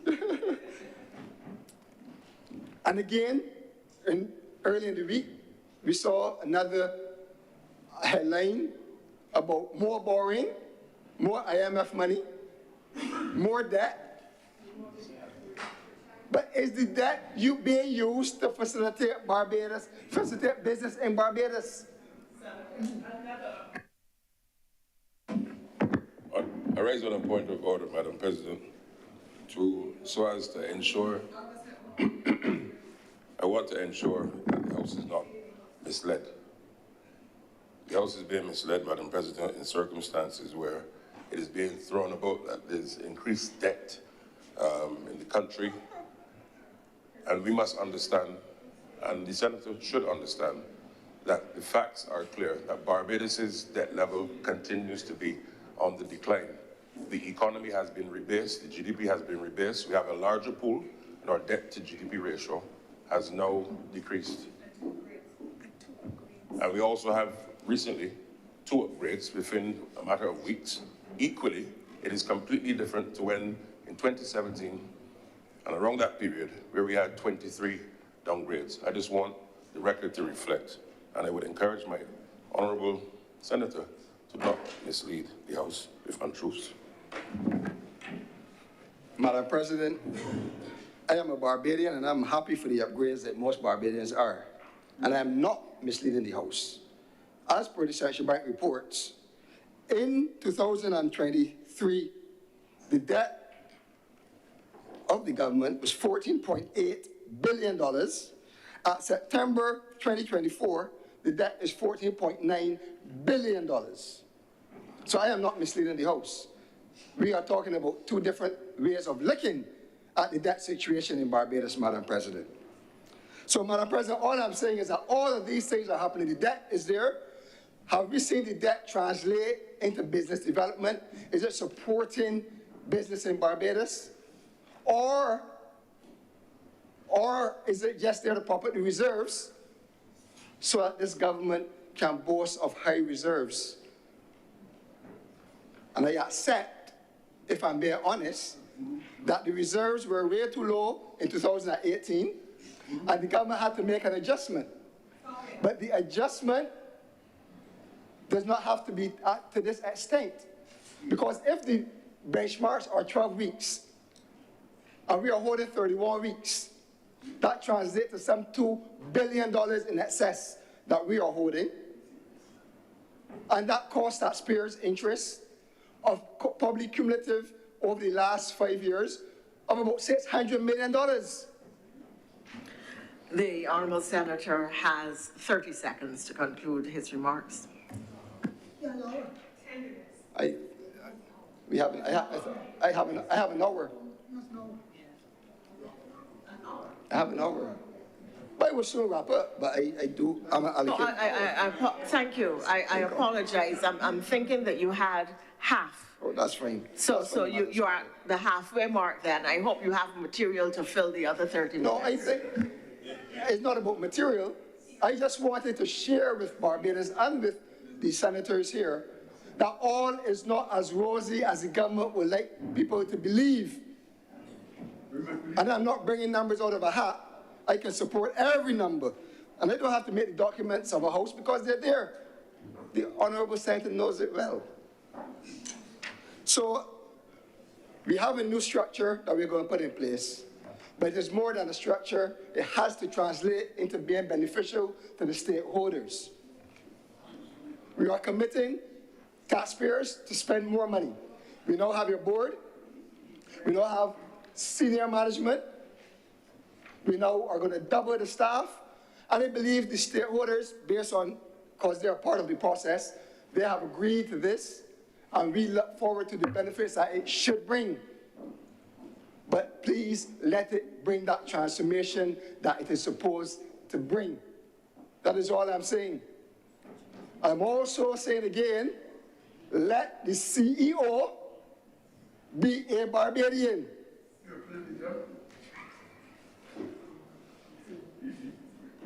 Madam President,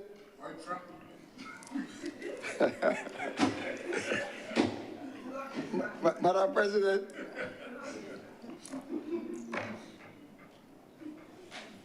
I believe that the business community, not I believe, I know, all facts indicate that the business community wants any structure to work.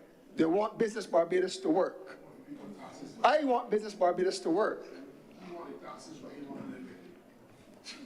Let it work. Let it work. But it has to be more than just saying that you're putting these things in place, and you have a middle office and a back office.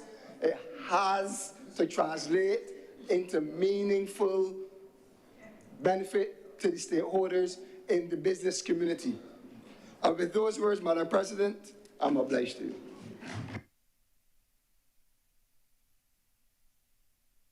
Thank you very much, Senator Walters.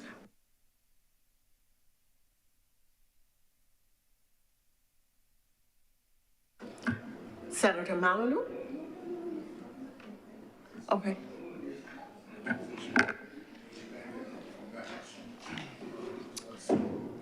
Madam President, thank you for recognizing me.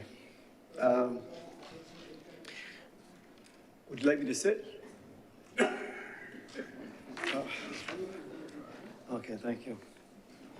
Madam President, sorry, let me just get my documents here together. Thank you for recognizing me. First of all, Madam President, I would like to compliment the Leader of Government Business on an extremely compelling presentation on the need for the reform to CIPO.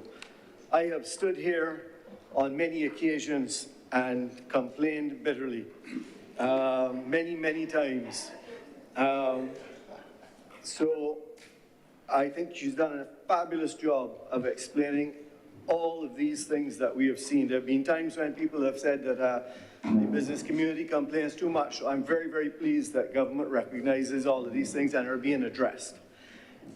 I stand, Madam President, this afternoon here, not just as an independent senator, apparently in the correct order, which is government, opposition, and then independent senator, so learned today.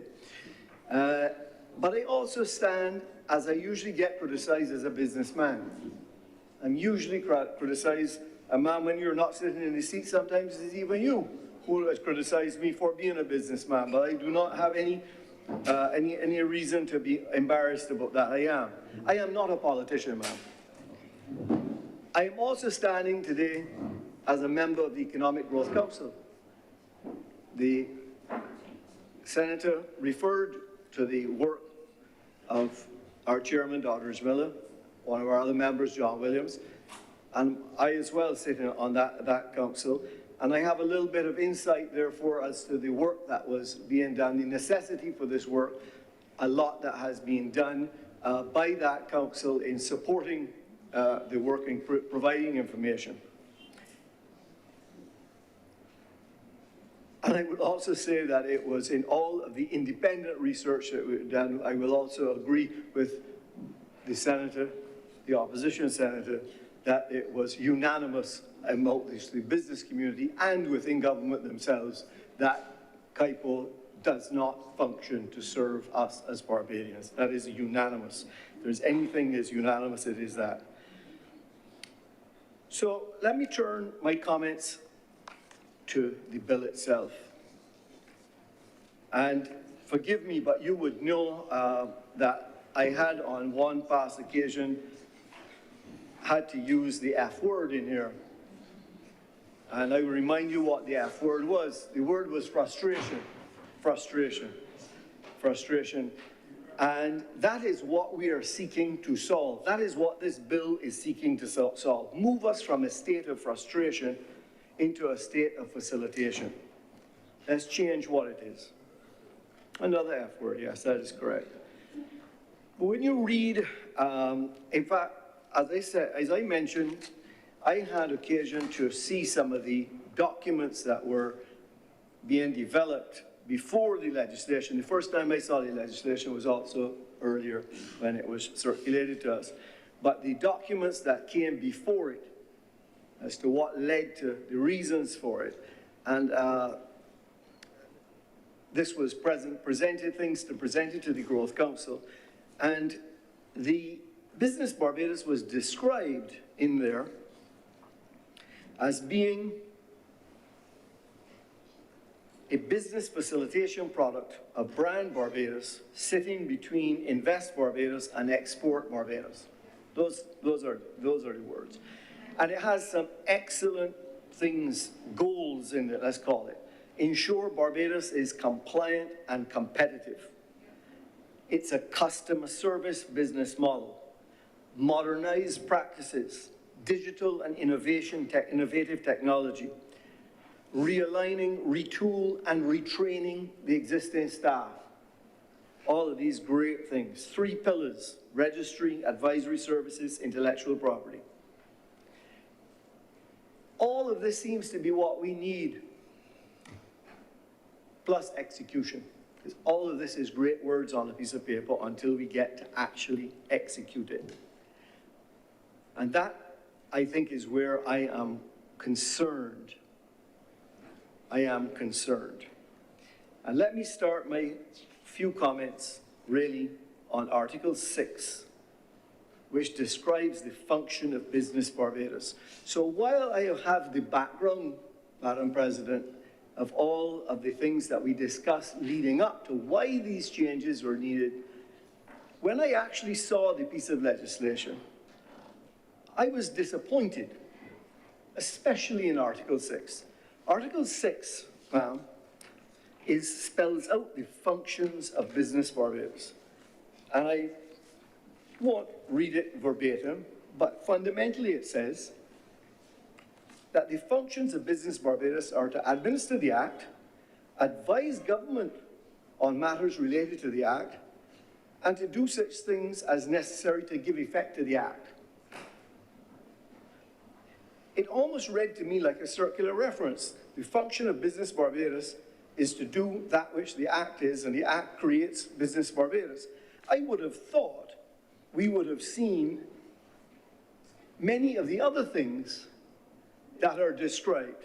I would have thought, like, for example, if I look at the Barbados Investment Development Corporation, CAP 340, the functions of the corporation are listed out: to advise, promote, facilitate, facilitate research, engage in export and such products, establish, expand. I could read them all, A, B, C, D, all the way down to J.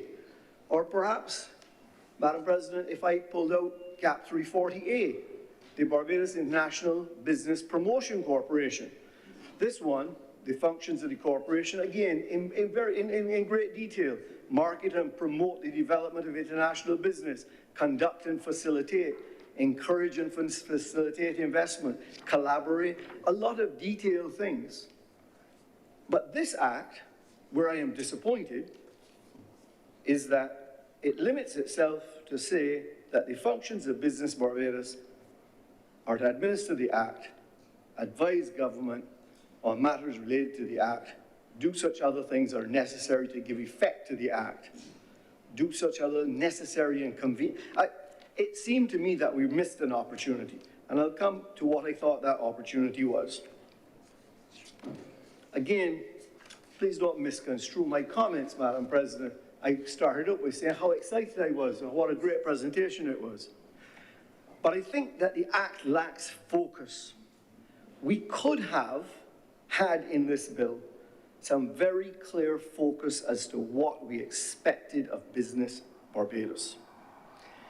Now, perhaps before someone rises on a point of order, Article 34 in the Act is not lost on me, which does require a business plan to be submitted to the Minister, which would likely articulate some of these things.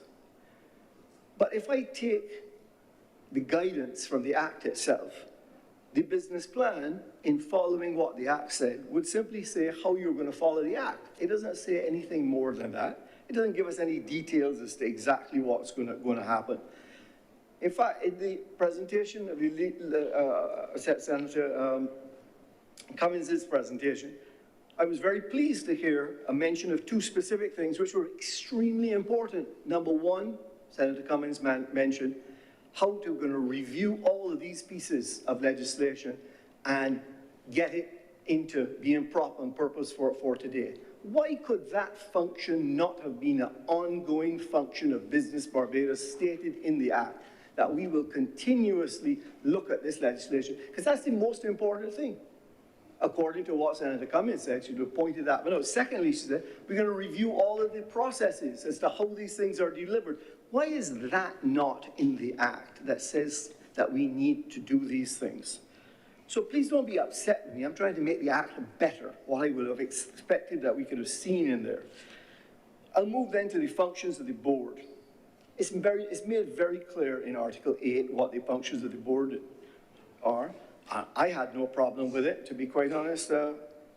But then when I got to Article 18, I couldn't understand what the necessity for that was. So just for those who are listening at home may not have it to their hand, Article 18 is labeled Appointment of Experts. And it's a very short article. It says, Business Barbados may appoint, on such terms and conditions as the Minister approves, such experts as it considers necessary to assist in such manner as it determines. The only reason I raise this, Madam President, is had that not have been said, was it not already implicit in the functions of the board?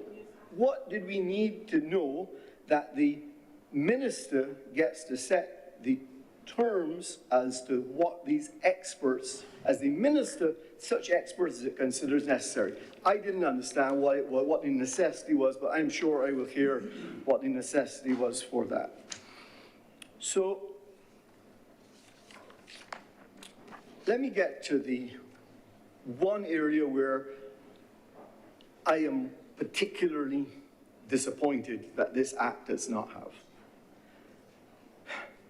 All of us know, as everyone so far who has spoken has said, the challenge has been the time to get things done through KIPO. We are in nowhere, it's not to say we are a Caribbean class, or we're not anywhere close to work. We're at the bottom of the table, frankly, with this. We can't get anything done.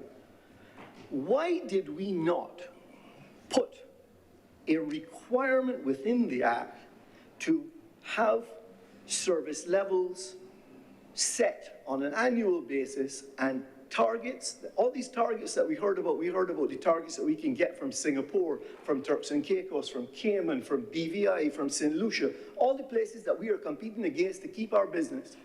I understand that we've researched, I understand that we know what they can do. We know how long it takes for them to do these things.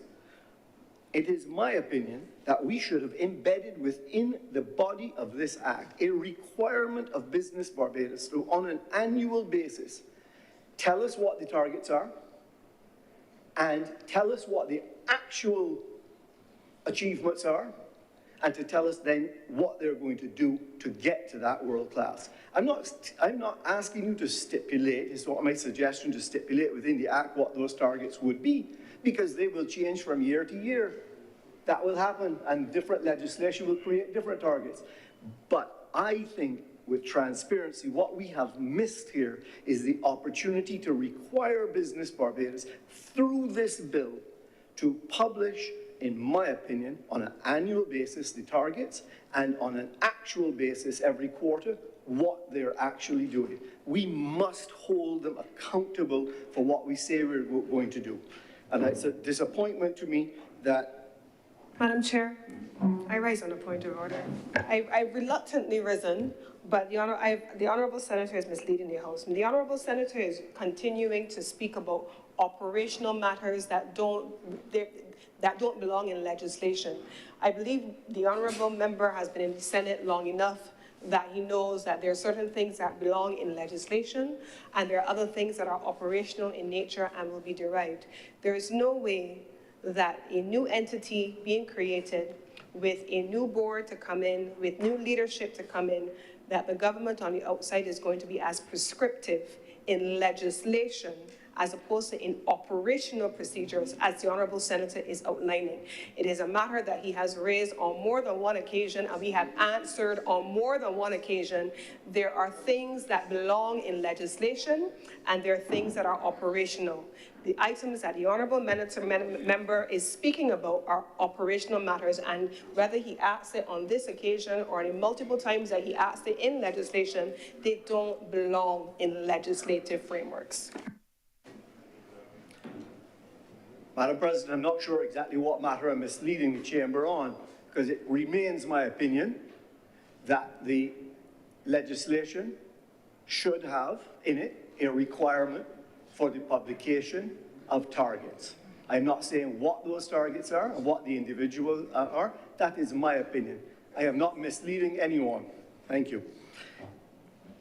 So I was hopeful that we would have full transparency on that, and I do believe that while it is, in my opinion, a deficiency, I do believe that it is the intention of Business Barbados and of government to actually give us those targets, and I look forward to seeing what those targets are. I actually look forward, Madam President, to seeing when we are meeting those targets, and in fact, like other government departments where we have become world-class, we can one day say that we are world-class and we are beating the BVIs and the Caymans and the Singapores by doing things more efficiently than they are. So I look forward to that, but the only way we're going to know it is if we publish it. I would like to join, Madam President, Senator Walters, in calling for a look at Article 26.1, which I think perhaps has put two requirements together in one in terms of calling it an audit. It is a matter of record, as been discussed in this chamber before, that the Auditor General is swamped in their in the duties that they have, and they're short on resources. I believe that the audit for financial purposes could have been separated from the requirements under the Public Finance Act, which is properly done by the Auditor General, and that we could have had this entity, which is a brand new, clean entity, and it is administering and is going to be holding companies in Barbados to requirements under the Companies Act, which requires audits to be done within periods of time, to hold itself to that own standard. And that would have been better done by a private audit on the financial side and keeping the Auditor General's responsibility under the Public Finance Act. So I will agree with Senator Walters on that. Finally, as I wrap up, I just want to be sure that we don't lose or miss that these new positions we're creating seem to be very senior to me, and I believe that they should also fall under the integrity in public life, and I assume that that will be added or to the list. Standard, I assume it is. Thank you, it would be standard. And of course, I look forward to when that will actually come into being and be operational, having voted in favor of it in this chamber. I will also just mention that I did note that the Senator pointed out to us that if you're aggrieved by a ruling made perhaps by the registrar or the intellectual property person, that being that it's a quasi-judicial body, that your recourse is to the court. I think we're all concerned right now that our court system is also swamped.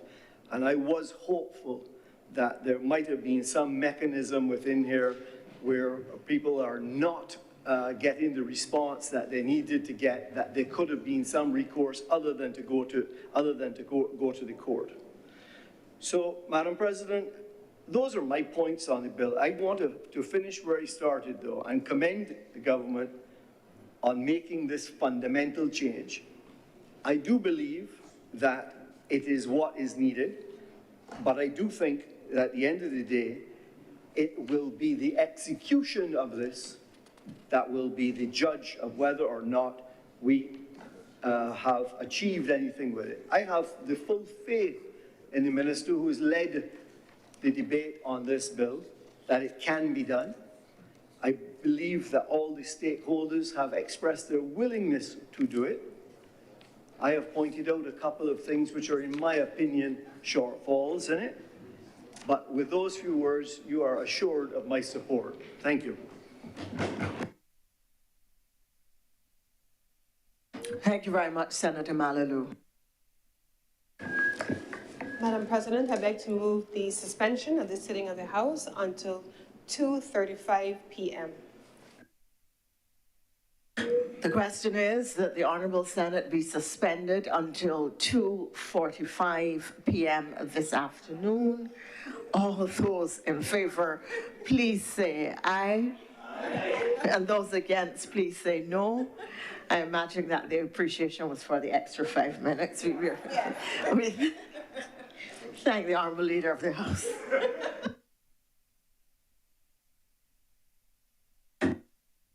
The House is now suspended until 2:45.